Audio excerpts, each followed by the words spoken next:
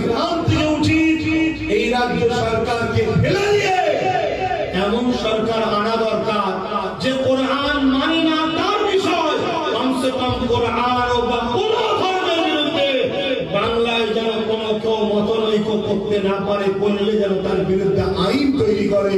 যেমন কেরল সহ তামিলনাড়ু সহ বিভিন্ন জায়গায়, কর্ণাটক বিভিন্ন জায়গায় আইন তৈরি হচ্ছে। কোন ধর্মের বিরুদ্ধে কেউ কথা বললে তাকে সঙ্গে সঙ্গে জেল দেওয়া হবে, ফাইন করা হবে। এরকম একটা আইন হওয়া দরকার আছে না? তবে আমার যদি বিশ্বাস করো, আল্লাহ যদি কখন আমার ভাইকে ক্ষমতায় নিয়ে আসে, আমি তাকে বলবো আইনটা কর। কেন গণতান্ত্রিক দেশে আইনটা হওয়া অবশ্যই দরকার। কেন এই দেশের ঢাঁচাকে বাঁচাতে গেলে এই আইন হওয়া দরকার, শুধু কোরআন না। আমার কাছে যেমন কোরআন প্রিয়, অন্য ধর্মগ্রন্থ তার কাছে প্রিয় হতে পারে না।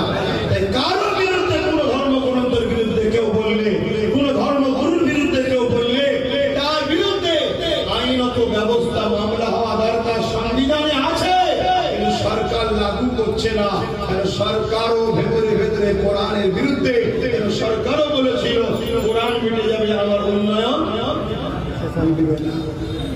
যদি আমরা কোরআনের পক্ষে হই, তাহলে এই দুটো প্রমাণ আমাদেরকে দেওয়া দরকার আছে না?